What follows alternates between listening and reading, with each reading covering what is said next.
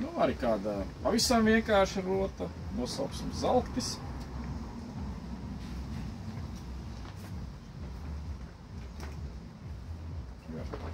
Lai iemācītos vispār strādāt. Nu, parasti labāk izmantot, tad ir uz otru pusi. Tur varam tos atgriezumus tad izmantot, kas paliek pāri īsāk.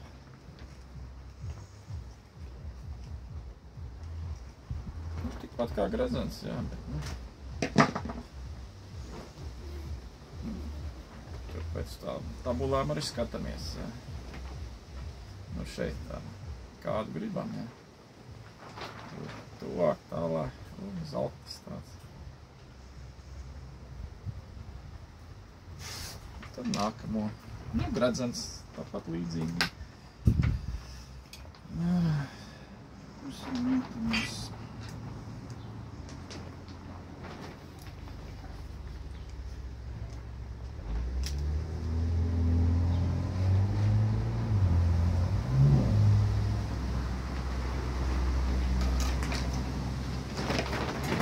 Atliek uz sevīm trīt, jā, abas puses.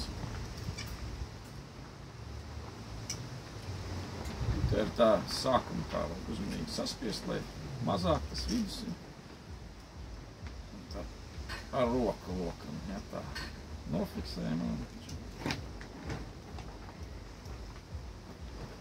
Redz, te viņš aizgāja tā šķībāk, jā, parādīsim, kā izlabot.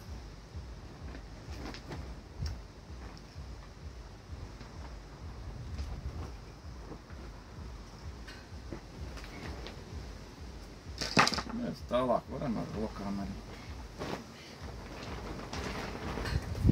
Un ja nav pretī, kā tagad, tad mēs paskatāmies, kurš ir pareizais, vienkārši pagriežam, ja. Un pietinām tāpat kā šo. Sagriežam tā.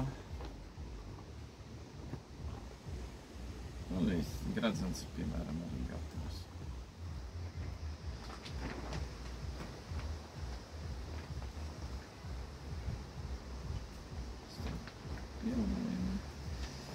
Kādu vēl rotu. Gaismas piliens, jā. Tātad reku var aprakstu. Nofilmēt, jā. Tur arī pa pusēm, jā.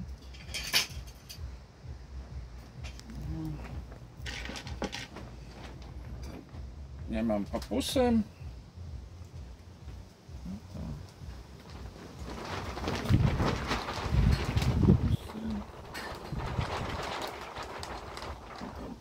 Savēršam ar rokā tā. Satiņam, jā.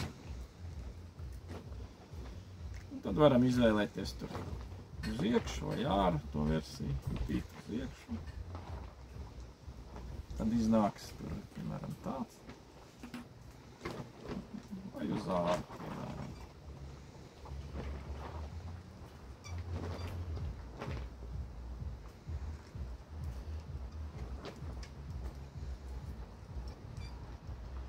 Nu, tagad tur Facebookā arī elektrokultūras grupā diezgan daudz ir ielikti apraksti pa vara rotām, tāpat kā to var izmantot dārzā.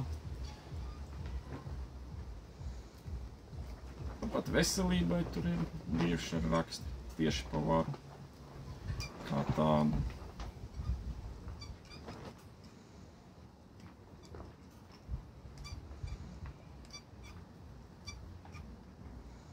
Nu, vieglāk sakt arī ar vienu stieplīti, kad mēs nav satīts tenzoru tinumu veidā, ja? Jo šādi mums ir daudz lielāka jauda tām rotām. Ja?